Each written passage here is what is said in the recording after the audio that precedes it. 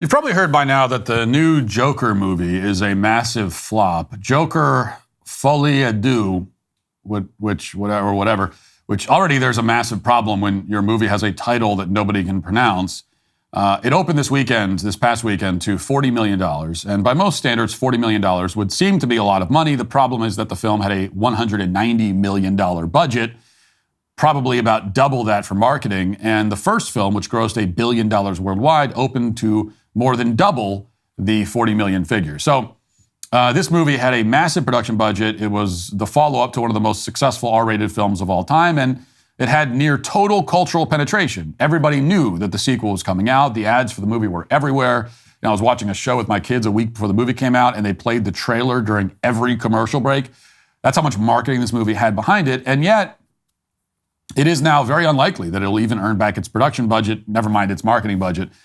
It's expected that Joker 2 will probably drop by 65% in its second weekend this weekend, which would be catastrophic, but also not surprising for a movie with a 33% critic score and a 31% audience score on Rotten Tomatoes. Actually, there are some industry insiders projecting a 70 to 75% drop. The word of mouth here is that bad. Suffice it to say that this movie has not been a great success. In fact, the movie has failed by every possible measure, despite having every possible advantage. Advantages that include not just the budget and the goodwill from the first film, but also the immense acting talent on screen. Joaquin Phoenix, one of the most interesting actors in the history of cinema. Lady Gaga might not be a great actress, but she is a huge star and very famous. She's in the film. Even Brendan Gleeson and Catherine Keener have supporting roles in the film. They're fantastic actors. And yet, it still failed both commercially and artistically. The question is why and how did it happen? How did the director, Todd Phillips, manage to take all of the immense resources and advantages at his disposal and convert them into this historic box office humiliation? Well, the short answer is that the movie sucks, which should come as no surprise. It was probably always doomed to suck. Sequels in general are notoriously awful in most cases. There are rare cases where a sequel meets or even exceeds the original in terms of its quality, but those are almost always sequels that were planned from the beginning, before the first movie was even released. Godfather 2, the Lord of the Rings trilogy, and so on. If the sequel is a continuation of the story, a part of the filmmaker's original creative vision for the project, then in those cases, it might turn out well. But sequels that were not planned, that the filmmaker did not have in mind, and were only conceived after the fact as a way of capitalizing on the unexpected success of the original film, those sequels are terrible in literally every case. I cannot think of an outlier or an exception to the rule. Maybe there is one, but it's hard to think of what that would be. This Joker sequel only exists because the first one made $1 billion. That is its sole reason for being. And the chances that a movie studio will make a movie for that reason and somehow wind up with a quality piece of art at the end of it is vanishingly small. Again, I'm not sure that it's ever happened in the history of the film industry. But it's even worse than that for this film, as nearly all critics and nearly all fans, whether liberal or conservative or somewhere in between, have noted about Joker 2, this movie not only has no narrative justification for existing, but it also functions as a direct repudiation of its own audience. The film's fundamental misstep is that it hates the people who are watching it, which is a pretty significant misstep. So spoiler alert, you can mute this now if you don't want to hear how the movie ends. I'd be doing you a favor if you let me ruin it for you, but it's up to you. If you haven't heard yet and you don't want to hear, then stop listening. But the basic plot of the movie is that Joker's in prison.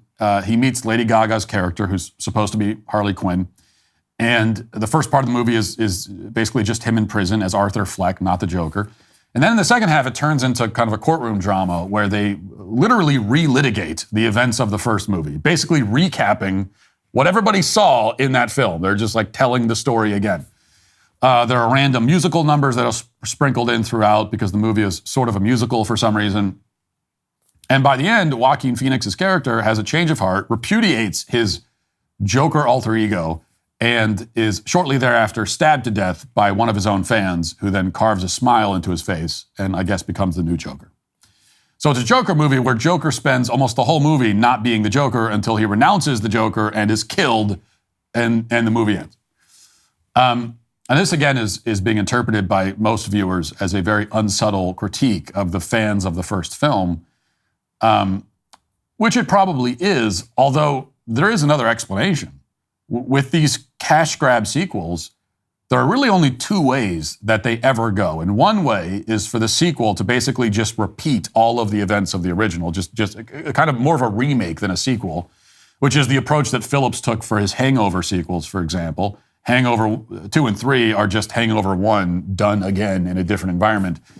The other strategy that you see sometimes, though not as often, is for the second movie to just do the opposite of whatever the first movie did.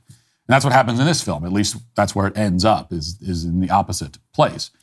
The problem is that doing the same thing or doing the opposite both result in redundancy and pointlessness. And in both cases, the movie has no new ideas.